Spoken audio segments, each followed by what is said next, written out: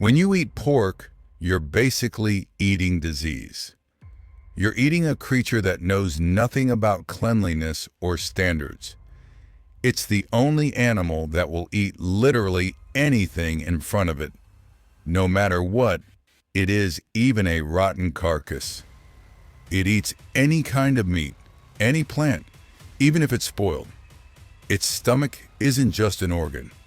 It's like a lab that collects every filthy, rejected thing and turns all of it into part of its flesh.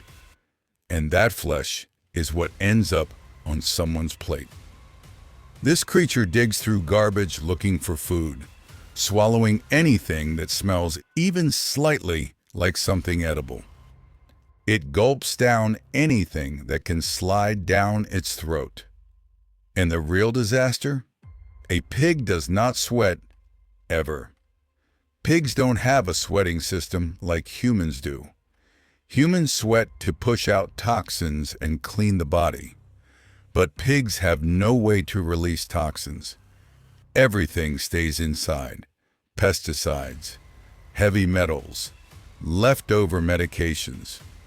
Since nothing leaves through sweat, all of it gets stored in their fat year after year, until the very bite that reaches your plate contains things that should have been expelled through sweat. And it's not just the meat, even its behavior is chaotic. A pig will mate with anybody it finds in front of it, female, male, alive, or dead, because its sexual hormones are constantly boiling. It can mate today and the next day mate with another female.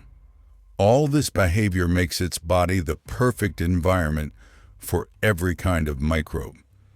Its body gathers an entire army of parasites and worms. One of the most well-known tiny parasites is Trichinella, which can live for years inside a pig's muscles. If the meat isn't cooked thoroughly, it enters with the bite, bursts open in the stomach, and then travels through the bloodstream to the muscles and eyes. The person starts feeling unexplained pain, fever, exhaustion, and a kind of suffocation from the inside. Then there's the second parasite, the tapeworm Taenia solium. It grows silently in the intestines and releases eggs, and those eggs can reach the brain, causing seizures and epilepsy. Then there's the hepatitis virus, and someone might say, if you cook it well, all of this dies. True heat kills parasites, but heat can't erase a lifetime of accumulated toxins. The toxins stored in its fat and the heavy metals stuck in its tissues never disappear through cooking. Cooking doesn't turn it into clean meat. It just gives the microbes a pink color. Cooking isn't a solution, not a real option, even though science doesn't deny that pork contains protein. Even after death, a pig's body clots quickly because throughout its life, it never lifts its head toward the sky. And to understand how its skin absorbs all these conditions, try removing its hair. It doesn't come off easily. You need fire to take it off.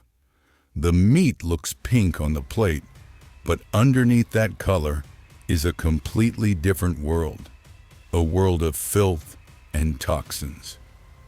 So when you eat pork and enjoy its good taste, what you're really eating is poison disguised as pleasure, a pleasure that lies.